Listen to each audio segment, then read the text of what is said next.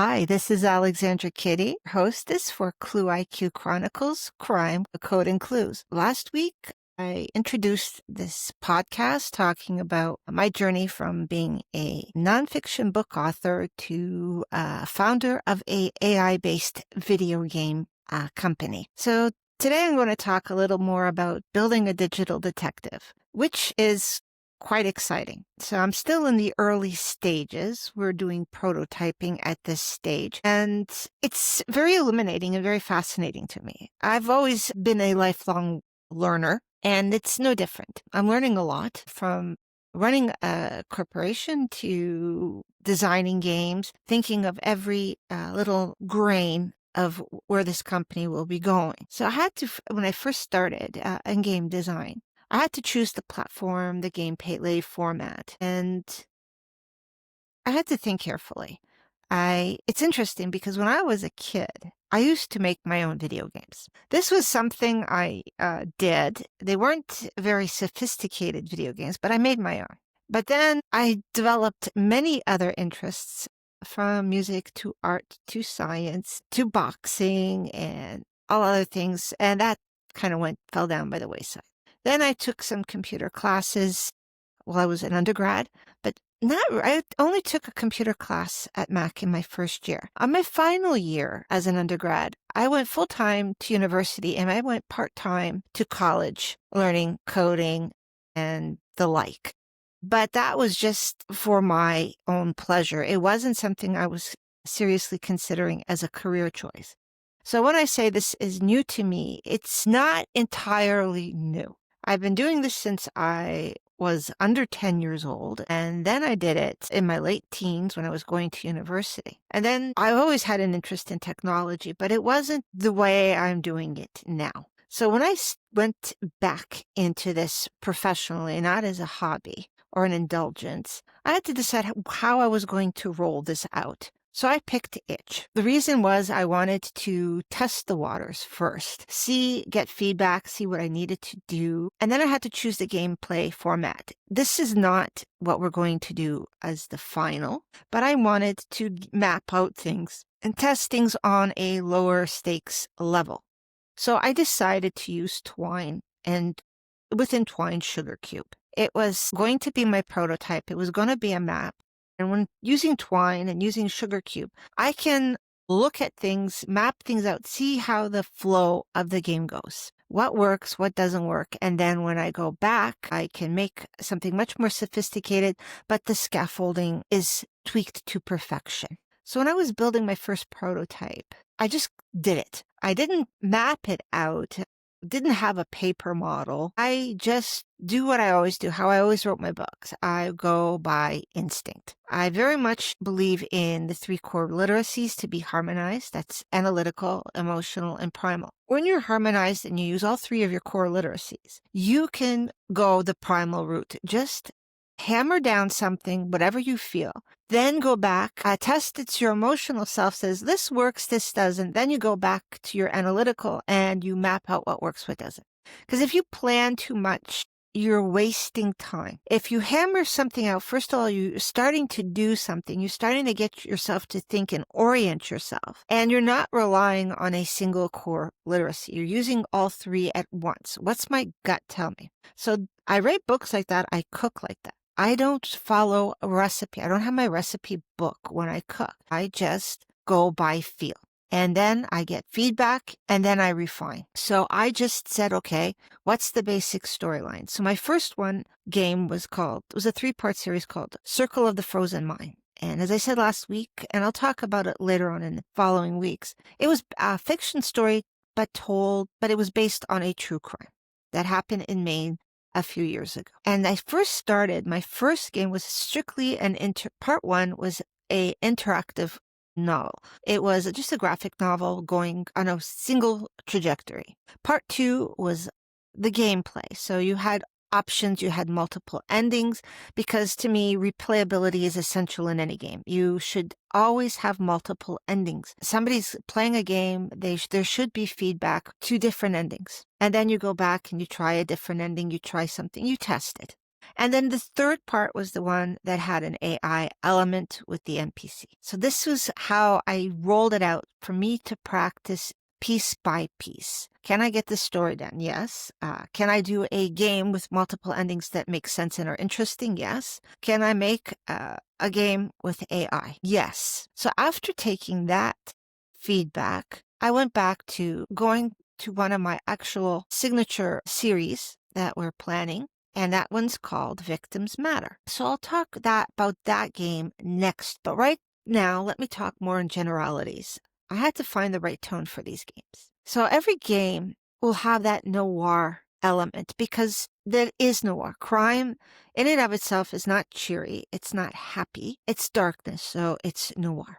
But I also have history to deal with. So if when I'm doing stories, it could be modern history, it could be personal history, it could be world history. You still have to deal with the facts, not just of the case, but of the people involved, the spirit of the time and the spirit of the place. So that would be zeitgeist and ortgeist. And I had to think about both. So you're not just talking about a game. You have to understand the place, the feel. What's the socioeconomic level of this town, its crime rate? What's it known for? What's the layout? Is it a city on the rise or is it slowly eroding? You have to know all this when you go in. And you also have to think of the tech. How do you make a game in Twine look more polished? Because you're not just putting a product out there. Yes, you're putting it out to test the waters, but you want to do it. And that was probably, I would say the tech was to me not as difficult as I had envisioned. The harder part was learning to balance the noir, the history, and the tech together. Because you can get too focused on one. As a researcher, it would be very easy for me to get bogged down into the history, going into the minute details, because I do that. And not always appreciated when I do that, but I do that. I will often write things or do things, and it's funny. I wrote a book called A Different Track, Hospital Trains of the Second World War. It came out in 2023. I was very proud of that book. My grandmother was a nurse on a hospital train. At the time, there were no other books on a hospital train. So you can imagine, World War II has been over for how many decades? And there wasn't a single book on hospital trains.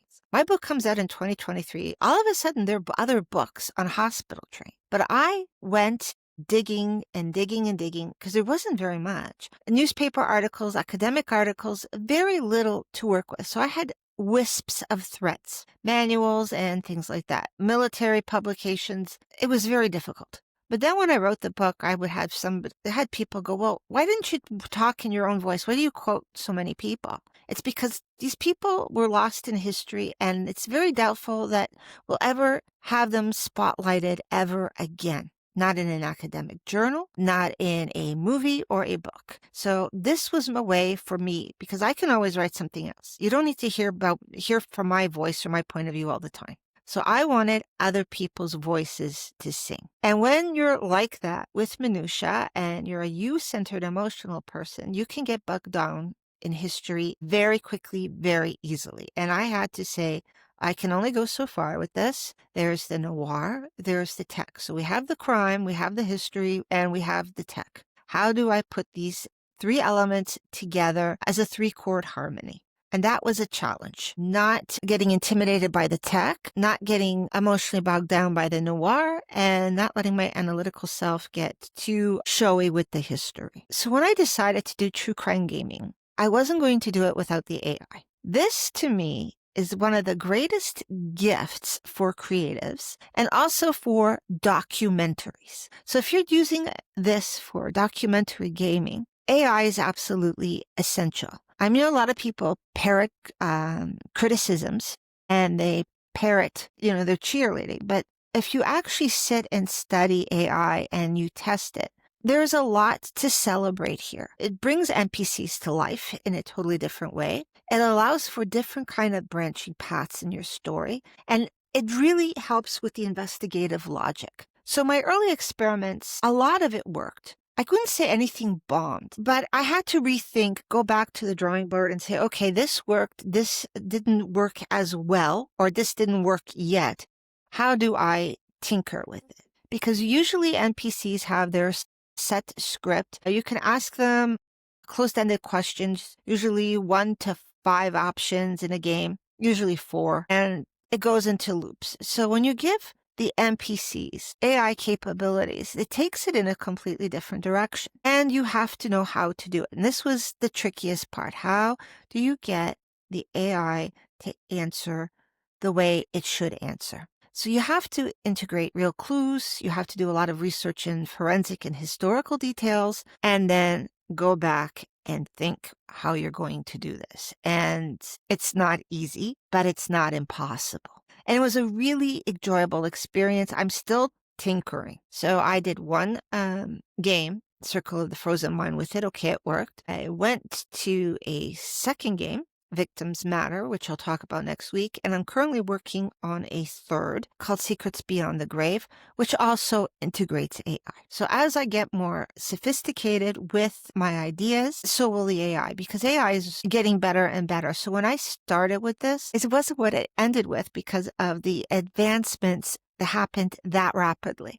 So it was actually very good that I did this as a prototype, because the final product will be completely different because of the advances that happened quite rapidly. And then I used AI for the art and atmosphere, because I could get a certain kind of polish and consistency immediately. So I would get my feedback in. I'm very good with prompts, and to keep that vibe, because I was choosing something from the Jazz age, the 1920s, you're talking Art Deco. And I love Art Deco. So part of the game was the atmosphere. And that was, you're talking about, with Victims Matter, a well-to-do nouveau riche victim. And I wanted that opulence to shine. So carefully choosing my palettes and the look, I could really focus on, okay, this is what I want. This is what I get. The sound design, of course, was also very important. There was a lot of editing, there was a lot of mixing, and that was a lot of fun. Finding the right sounds, the right jazz music, the right background music, and having a little fun with that. So because it's noir, you don't want to bog people down. You need humor, you need release, but you don't want to make light of the victim.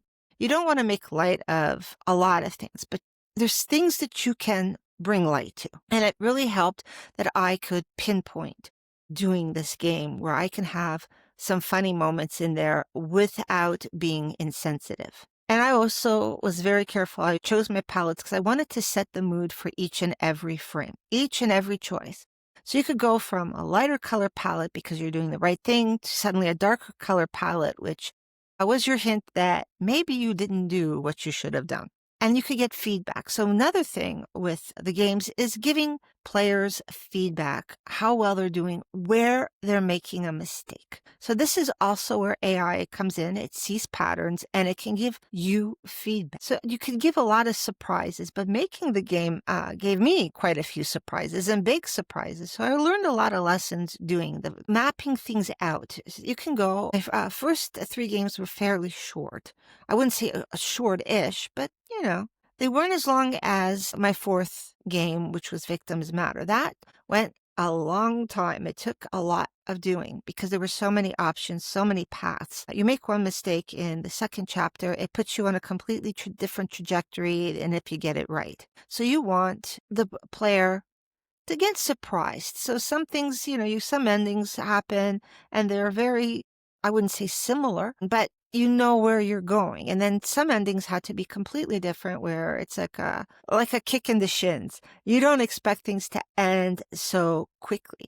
And sometimes it isn't because the player made a mistake. It's because history inspired me to make a different ending, which I hadn't expected when I started. I didn't think about incorporating historical fact so much in my work, but it helped because it set the tone and it showed players what was going on at the time in this area.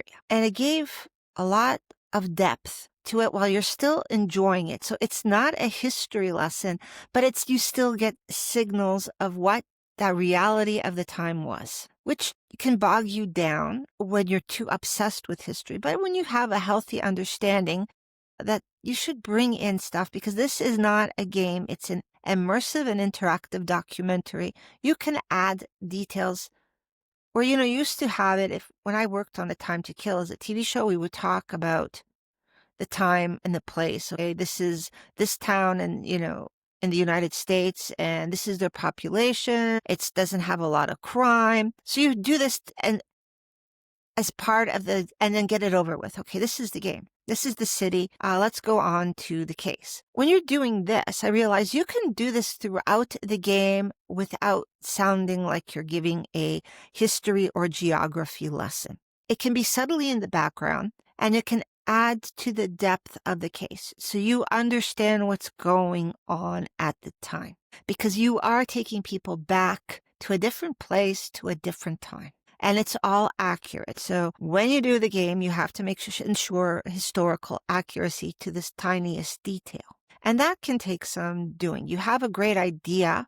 You do your research and you go, is this feasible? And how can I make the most of it without hitting anyone over the head with it? And that's how I went about all my games. And this is still how I'm going about it. Trying to get something different, fusing gaming with documentaries, and there's a lot of translation going on. So that's all I have to say for this week. Next week, I'm going to talk about the first non-fiction game I did. I'm very proud of it. It's called the LOL Enigma. Comes in one part. It's on itch. And I will see you next week. Bye-bye.